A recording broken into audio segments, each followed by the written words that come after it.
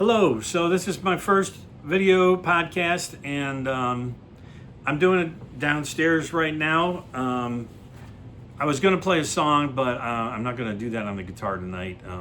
I had a song I wanted to do, and I'm not happy with some of the chords, so I'll be working on that. So anyhow, maybe I'll do one upstairs. It's really, I have this love seat that's really low to the floor, so it's hard to sit and play the guitar on. So I might have to use a pillow or two if I try to do that. But anyway, I wanted to get started and just tell you about a little things about what I have planned. I wanted to start out each video podcast talking about a band who happen to be friends of mine, actually. The band is Leper.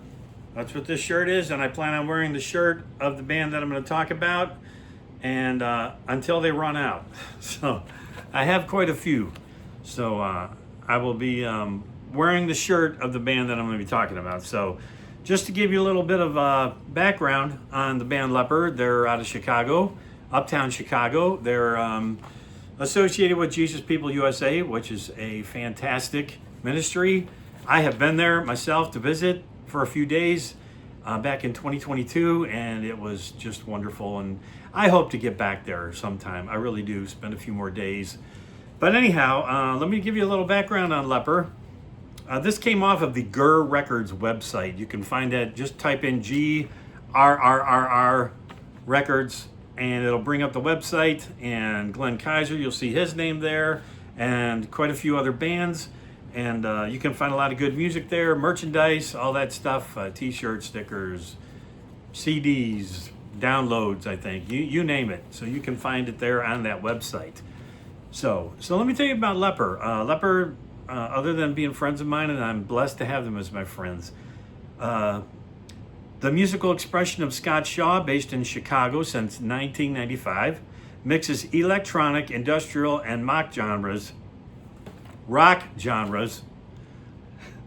This is printed out in black but white lettering, and it's kind of hard to read. Rock genres to forge a dynamic, dark alternative. Shaw creates with programmed beats, synths, guitars, ever-present haunting vocals. Bandmate Colleen Davik adds the spooky flute, vocals, and percussion. While sonically eerie, Leper is a band with lyrics clearly written from a faith perspective, not unlike the Psalms, with the occasional fantasy genre piece. The newest album, Blood Hymns, a collection of traditional hymns with an undeniably gothic sound, exemplifies the intriguing dichotomy. So that's a little bit about Leper. If you like that kind of music, please look it up, check them out. And if you like that stuff, I'm sure you won't be disappointed. I've seen them in concert twice now, and it's not enough, but they're really good. And definitely faith-based lyrics. There's no doubt about it. They have a real message in the music. So I just took that off the website. Like I said, the Gur Records website. That's the latest that was written there. Scott is busy all the time producing music. Be sure to check out their Bandcamp website. You can listen to music there and pay to download and all that stuff. And I think there's a couple free ones there. At least there was when I was on there. This was a while ago, but they're probably still there. So he just came out with another one. It's like Resurrection Band / EVP. It's like his take on some of the Resurrection Band songs. You might remember them. Man, I remember seeing them at Central Howard High School in Akron years ago. So I saw them a couple times. I didn't see them as much as I would have liked, but that was a great band. It was a great experience. So moving on, I'm going to talk about something that I hope you find humorous. I did, and I thought it would be kind of fun to throw in some animal facts, So I found some of these pretty humorous. So, and I don't know how long this podcast is going to go. As far as timing, guess it just depends when I run out of words. Anyhow, here's some fun animal facts. Butterflies taste with their feet. Octopuses have 3 hearts. I did not know that. Sea otters hold hands while sleeping to avoid drifting apart. That's really sweet. Sloths only poop once a week. Now, I don't know who followed them around to find that out, but I don't think I would have wanted that job. Cows can see 300 degrees around them. Thought that was pretty interesting as well. I mean, they have really big eyes, you know. Makes sense. And rats will laugh when tickled. I thought that was cute. I have some friends down in Kentucky that have pet rats. And I mean, I wouldn't do it, but I know they make great pets and they're extremely intelligent. So there you go. Flamingos, they eat only when their heads are upside down. Now, I didn't know that. I had no idea. Penguins will lose all their feathers at once in a catastrophic molt. Frogs. Now, think about this. Frogs use their eyeballs to help push food down their throats? Seriously? Okay. Oh, it came from the internet. It's got to be true, right? Yeah. How about this one? Cockroaches can live for weeks without their heads. Well, I haven't seen any. I have any in my home, but I don't think I'd let them live without a head. I mean, that would just be cruel. Sloths can hold their breath longer than dolphins. I thought that was pretty good. Scorpions we don't have here in Ohio, at least not that I know of. A small amount of alcohol can make them go crazy and sting themselves to death. Spiders use a hydraulic system to move their legs, which causes them to curl up when they die. Now, I have always wondered why spiders curl up when they die. So I guess there's the answer we've all been looking for. If you've been wondering about spiders and how they die and why their legs curl in, that's why. Male mice, they sing high-pitched songs to attract males. A group of porcupines is called a prickle. That makes a total amount of sense, right? A group of giraffes is called a tower. And for the last one, for your animal fun fact enjoyment, the blue whale's tongue weighs as much as an elephant, between 4,000 and 8,000 pounds. So I thought those were some interesting facts that maybe none of us knew about. Maybe you knew a few of those. Anyway, so what I want to talk about, I'm going to give you a little background on Eric Paul music. I figured if you're new to me and you haven't heard any of the music, or if you're just finding me on the internet and social media or whatever like that, that you might want to know a little history about how Eric Paul came about. I'm on Instagram, Eric Paul Music 777, and Eric Paul on Facebook. So, so back in 2003, my late wife Anna and I, we both used to write poetry. I haven't done a whole lot lately, but I have a lot still that I have printed out that I wrote long ago. So there was MSN Communities, for any of those who might remember MSN Communities on MSN. That was a long time ago. So if you remember that, that's how we met. We both had poetry sites on there, and we both wrote in like the Old English, like King James Version. And we wrote a whole lot. And I got rid of a lot of my poetry from then. And I used to write short stories, and nothing that I would share with my mother at the time, I can tell you that. So at that time, I was like living in the desert, spiritually speaking, from about 98 really to mostly really about 2005, close to 2005. I was in a spiritual desert. And neither Anna and I were attending church at the time. And so we met on there because a friend of ours who belonged to both of our poetry websites introduced us to one another. And so we just started talking and chatting, and then talking on the phone and stuff like that. And so we got to know each other really well. We met in October of 2003. And we were married in August of 2004, and she was living in Pittsburgh at the time. And I was going from Cleveland to Pittsburgh every weekend for it was quite a while. And she was working on her master's in college. And so I would go every weekend. I think I only missed one weekend because of the snow. Kind of got snowed in at my house in Strongsville when I lived there. And but I think that was the only weekend that I didn't get away to see her. So we were married in August of 2004, and we were married in a labyrinth, and I can't remember the name of the place, but it had a labyrinth, and I want to say Kerr in Pittsburgh, but I don't think that's the right word. I can't remember exactly what it was called. It was a little while ago. But anyhow, it was a beautiful day.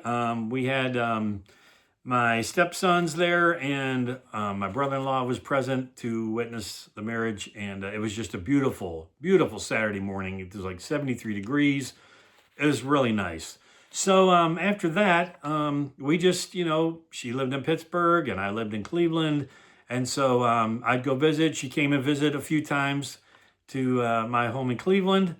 And so we were still writing poetry and sharing it with one another. And I used to, on my lunch breaks where I used to work, I used to go to this, it was like a little strip mall, but it had a small cemetery there. So I'd go there at lunchtime and sit there and eat my lunch. And we would write letters to one another. Yeah, the old kind that you put a stamp on. So we wrote a lot of letters to one another, and that was a really great thing to share. Who doesn't love getting a letter in the mail? And it hardly ever happens anymore. I love getting letters. So anyway, so finally, she moved to Cleveland in 2004 in October, and she found this home that I'm in right now on Halloween in 2004, and moved in here. And so it was not long after 2004. Like I said, both of us were kind of on a bit of a spiritual rut, you could say. And in 2005 of January, we rededicated our lives to the Lord. And that's when we started writing music. And she wrote our first song. And I love that song. It's a beautiful song. And so that was the beginning of what became close to 70 songs that she and I had written together or separate. And I love to get to share those songs when I play out on occasion. They're all faith-based, so I don't get much opportunity to play those, really.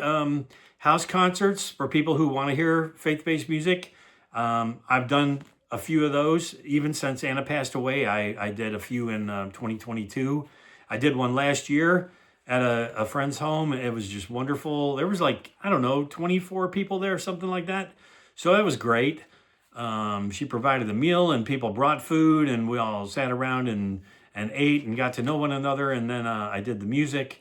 I did some James Taylor and some John Denver, and it was a great time. It was a really great time. So I'm planning on going back there in the near future. So anyway, I digress. So Anna had written our first song, and then it just snowballed from there, and we just kept writing and did house concerts, mostly at our friend's house. She had us there quite a few times to do house concerts, and it was always a good time. And house concerts they're not really hard to undertake. If you want to host one, all I ask for is a donation, like a free will love offering. I'll probably do 90 minutes of music or so. And I could usually, I could take a break in between because people need to get up and stretch and all that. So that's pretty much how I run them. You can have, you can provide a meal, or you can ask people to bring food, or I've been to house concerts where they just have beverages and snacks.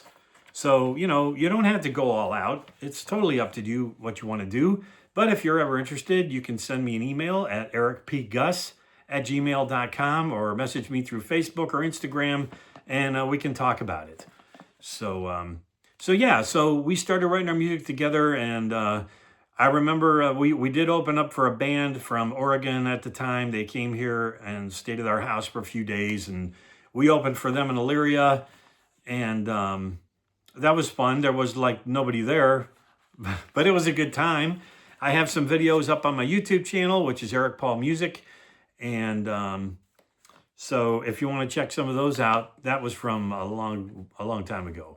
But so anyway, through the years, we like I said, we dedicated our lives to the Lord, and we're writing a lot of faith-based music. And at one point, there was a church that was in need of a worship leader, so we went out there. That was in Elyria. So I led worship out there with Anna on djembe, and I had, you know, drummer, electric guitar, bass here and there. You know, it was good. It was really good. It was a great experience for me, and we were there for about 11 months, and then we went back to our home church, and so yeah, so that was a good experience. It's a lot to lead worship weekly. If any of you are out there have ever done it, it's a big responsibility. It's a heavy responsibility. But I did enjoy it at the time, and it was good. You know, it was good. So yeah, so after that, I guess we just kept writing music, and like I said, we had close to 70 songs together. Some of them I don't really get out too much to look at.